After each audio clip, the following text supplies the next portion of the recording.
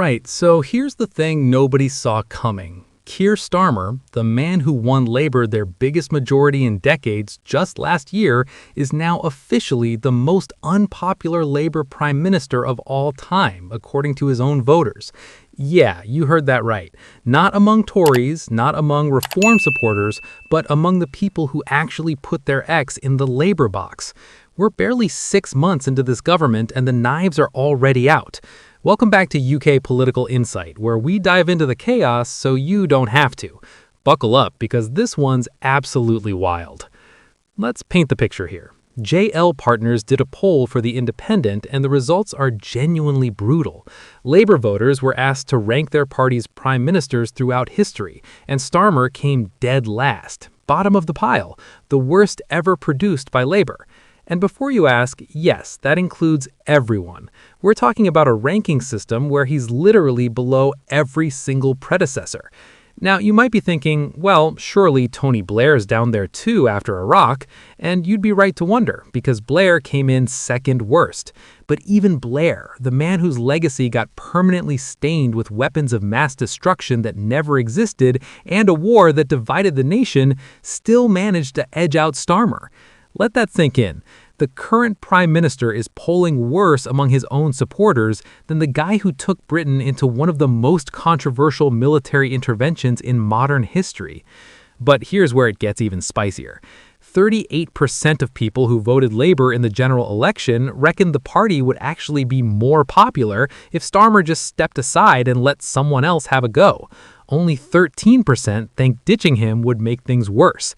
Those are absolutely catastrophic numbers when you consider we're talking about people who literally voted for his party less than 6 months ago. Imagine buying a brand new car, driving it off the lot, and by the time you've hit your first roundabout, you're already thinking about trading it in. That's essentially what's happening here with Labour voters and their prime minister. Now, you've got to wonder what's gone so spectacularly wrong in such a short space of time.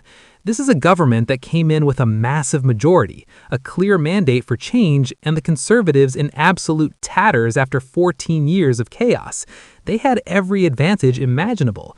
The Tories handed them the election on a silver platter, wrapped in scandal and economic mismanagement. And yet somehow, Labour have managed to squander all that goodwill faster than you can say difficult decisions. It's actually quite impressive in its own tragic way. Part of the problem is the sheer relentlessness of unpopular decisions. We've had MINS testing winter fuel payments for pensioners, which went down like a lead balloon. There's been constant talk about cutting benefits for sick and disabled people, which hasn't exactly endeared them to the progressive wing of their own party. Then you've got the controversies around freebies and donations, the rows over Sue Gray's salary, and a general sense that this government is more interested in managing spreadsheets than actually inspiring anyone. Starmer's whole vibe is competent technocrat, which is fine when things are going well, but when the public mood turns, competence without charisma is just boring failure. The timing couldn't be worse either, because Labour's facing a potential brutal set of elections in May. We're talking about the Welsh Parliament, the Scottish Parliament, and English local councils. All the polling suggests Labour's heading for losses across the board. In Scotland, the SNP might be wounded, but Labour hasn't exactly capitalised on that weakness the way they'd hoped. In Wales, Labour's been in power for decades, and the shine's definitely wearing off.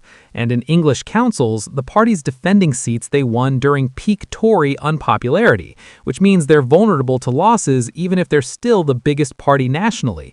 If those elections go badly, the pressure on Starmer is going to become absolutely immense. And it's not just electoral concerns that are causing headaches. The government's gearing up for fresh rows with its own MPs over a bunch of controversial policies. There's the ongoing effort to limit sickness benefits for sick people, which has already caused serious tension with the Labour left. Then you've got plans to limit jury trials in certain cases, which sounds dystopian enough to make civil liberties campaigners lose their minds. And perhaps most controversially of all, there's this digital ID card scheme that's being floated, which is giving serious authoritarian vibes to a lot of people who remember the last time Labour tried something similar under Blair, and it became a political nightmare. every single one of these policies has the potential to trigger backbench rebellions, and with a big majority comes a big group of MPs who feel emboldened to disagree publicly. So, naturally, the leadership speculation has begun in earnest, because that's what happens when a prime minister looks vulnerable. The vultures start circling and potential successors start getting their names floated in the press. According to this same poll, there's no clear favorite to replace Starmer, which tells you something about the state of Labour's talent pool. Andy Burnham, the Greater Manchester mayor, is backed by 19% of Labour supporters. He's been doing pretty well up north, and he's got that soft left appeal that resonates with the membership. There are reports he's keen to get back to Westminster, which he'd need to do before he could run for leader. Burnham's got name recognition, and he comes across as more human than Starmer, which is setting the bar pretty low, but there we are. Then you've got Angela Rayner at 10%, which is interesting because she's the deputy prime minister and theoretically should be in pole position. But Rayner's had her own controversies, and she doesn't seem to have built the kind of coalition within the party that would make her an obvious successor. She's popular with certain sections of Labour, but she's also divisive, and divisive doesn't win leadership contests when you need to unite a fractious party.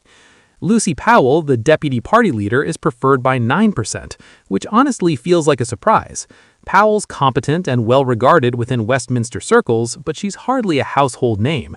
She's very much an insider's candidate, someone who the parliamentary party might coalesce around, but who wouldn't exactly set the country alight with excitement.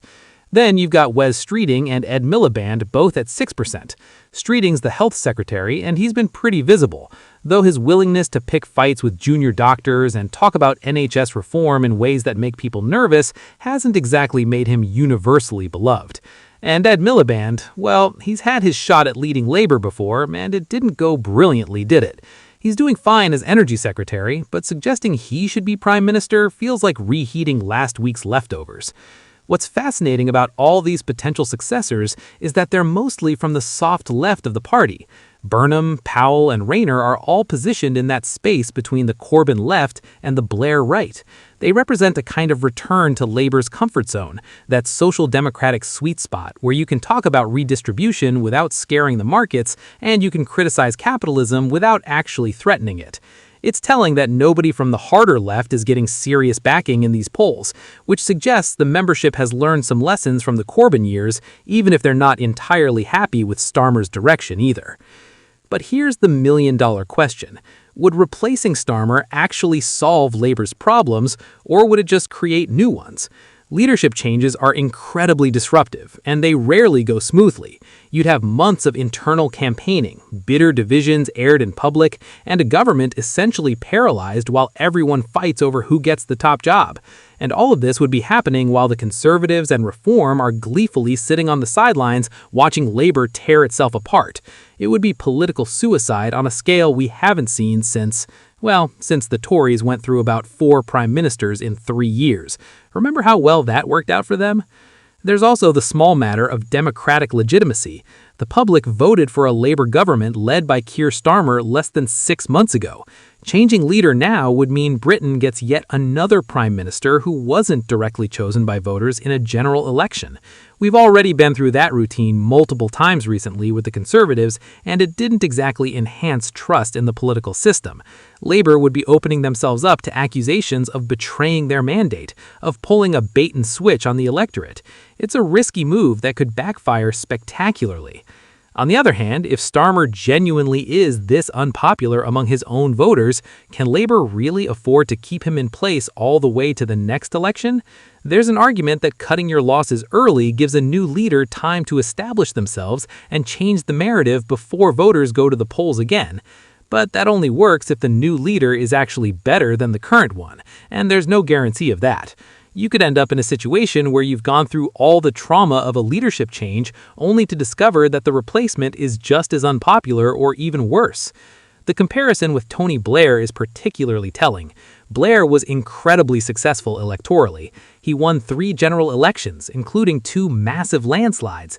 He transformed Labour from a party that couldn't win a single election in the 80s and early 90s into the dominant force in British politics for over a decade.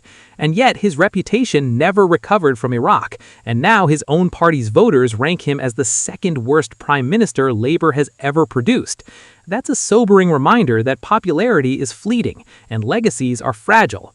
What you're remembered for isn't always what you think you'll be remembered for. Starmer's problem is that he doesn't have Blair's electoral successes to fall back on yet. Yes, he won a massive majority, but everyone knows that was more about the Conservatives imploding than Labour inspiring confidence. The vote share wasn't particularly impressive when you look at the numbers. Labour won big because the opposition vote was split between Tories, Reform, Lib Dems, and Greens, not because millions of people were desperately enthusiastic about Keir Starmer's vision for Britain. That's a very different foundation than Blair had after his '97 landslide, when there was genuine optimism and excitement about new Labour. Starmer never had that honeymoon period. He went from cautiously welcomed to actively disliked in record time. And let's be honest, charisma has never been Starmer's strong suit. The man looks like he's perpetually about to explain why you filled out a form incorrectly. He's got all the natural warmth of a self-service checkout. That worked during the campaign